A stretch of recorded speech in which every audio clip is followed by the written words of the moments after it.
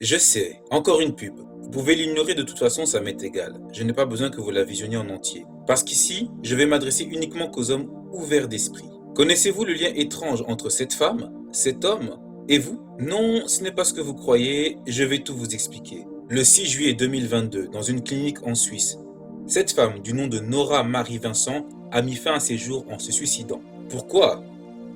C'est simple.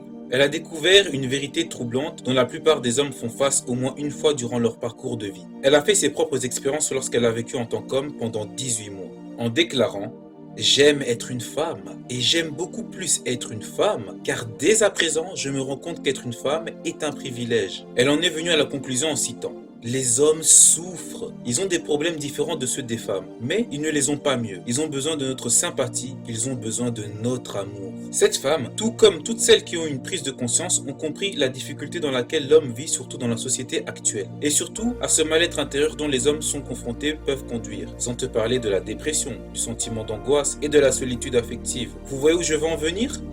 Vous voulez vous libérer d'un certain vide intérieur et pouvoir embrasser votre masculinité. Mais tout simplement, cela devient de plus en plus compliqué. Le pire dans tout ça, c'est que beaucoup se tournent vers des solutions extérieures en écoutant tous ces motivateurs masculins, ces coachs du bien-être qui parlent d'état d'esprit à cultiver ou d'actions à mettre en place. Est-ce qu'ils ont tort?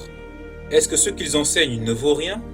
Absolument pas, mais aucun d'eux ne vous parle des rouages qui sont à l'intérieur de l'homme par lequel il faut commencer pour débuter un processus de libération émotionnelle. Bien sûr, vous pouvez continuer à écouter ce que ces gars à succès prêchent et enseignent pour vous motiver et vous proposer des conseils pour votre amélioration. Et en fait, finir par vous rendre compte qu'ils ne font que traiter le problème en surface. Parce que une fois retrouvés face à vous-même, vos pensées parasites et votre frustration refont surface. Ou alors, vous pouvez faire ce que les autres hommes ne font pas. Comment?